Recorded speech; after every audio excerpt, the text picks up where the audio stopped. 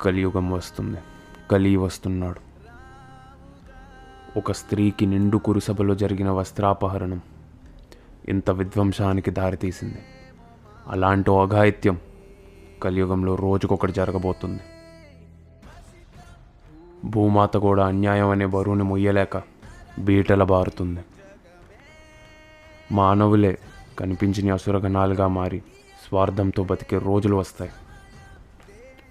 ఆకాశంలో సూర్యుడు లేనప్పుడు, ప్రపంచం అంతా చీకటిమయమైనప్పుడు, వాయువు అంతా విషంతో నిండినప్పుడు, ఈ గంగలో చివరి చుక్క ఇంకిపోయే రోజు.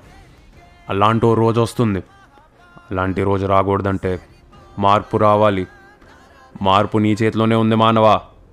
కలిగా మారి లోకాన్ని అంతం చేస్తావో లేదా మానవుడిగానే ఉండి కాపాడుకుంటావో నీ చేతిలోనే ఉంది. మారు మానవా, మారు.